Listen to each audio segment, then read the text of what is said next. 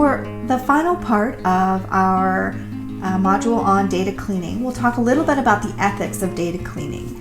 The ethics of data cleaning have to do with what you do with missing values and what you do with outliers. So we saw that missing values need to be labeled as missing in a way that is clearly different than the other information that's within that variable.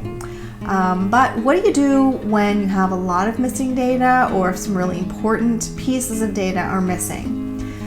We've talked in previous modules about missing entire parts of the population. So what if no one who lives in an institution is included in your data? So that's a sort of a meta level of missing data.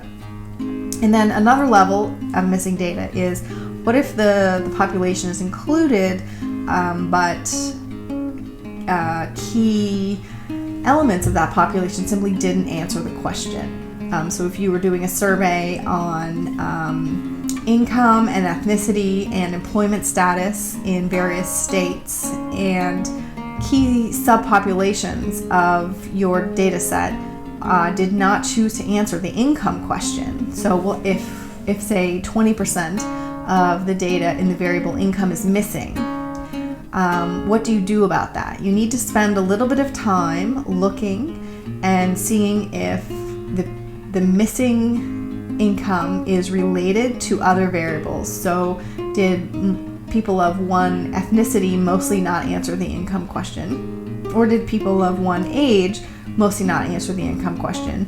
Or did just a random variety of people not answer the income question? The answer to that analysis really tells you what you should do with the missing data. So if the data is just missing at random, then you're pretty safe to just go ahead and analyze the data without the missing data included. If, however, the data is missing in particular patterns, so if mostly people of one ethnicity chose not to answer the income question, then move ahead and analyze that data with a huge chunk of a subpopulation's income data missing will lead you to results that are not reliable and that are biased and very subjective, even though you don't intend them to be. So if you think your data might be missing because of a reason other than just randomness, you need to spend some time talking with some kind of a statistical analytical expert who can help you walk through the options of what to do with your missing data.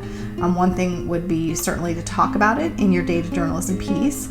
There are ways to kind of impute or maybe guess in a sophisticated way what the missing data might mean. There's an outstanding talk by Andy Kirk on the design of nothing.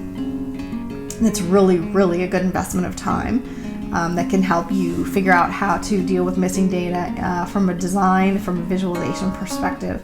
But it's important that you spend time and not just plow ahead with without considering what data is missing. Second thing is the outliers issue. As we saw when we were looking at the numbers in Tableau, sometimes outliers exist because of measurement error or because of somebody writing the wrong number into an Excel spreadsheet. Those outliers should definitely be removed. There's no ethical issue around that. However, what about outliers that are there for a reason, that aren't there by mistake? I'll give you a good example of this. We were writing a journalism piece here in the Toronto region in Canada on juvenile arrests for gang-related and gun-related violence. And we had a whole bunch of data, and there was 2 areas that seemed to be very, very high, much higher than any other areas in the number of arrests.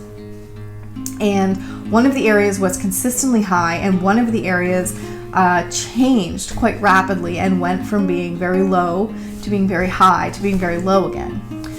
And so what were we to do with these 2 outliers? When deciding what to do with an outlier, you need to talk to an expert on the data. And what it turned out was that one of the areas was consistently high because that actually was the court, the main court in Toronto. And if the address isn't known for the arrest. They simply put the address of the court in the conviction, and then it gets recorded in that neighborhood as a crime occurring in that neighborhood when it isn't actually occurring in that neighborhood, but it's being convicted in that neighborhood. So in that outlier, we needed to remove that because it was giving us a false idea of what was going on in terms of crime rates. The other outlier, however, was going up and down quite rapidly because of some changes in policing and social policy in a very unique neighborhood. And the fact that that neighborhood was very low and then very high and then very low compared to an average across Toronto was a very, very important outlier. And that outlier, in fact, turned out to be the heart of our story, and would have been very unethical to remove that outlier. So it's very important that you take the time to figure out what the outliers are in your story and to get rid of the ones that are going to create bias or false information in your story, and to really keep and nurture the ones that are going to turn out to be the heart of your story. So that's the ethics of data cleaning.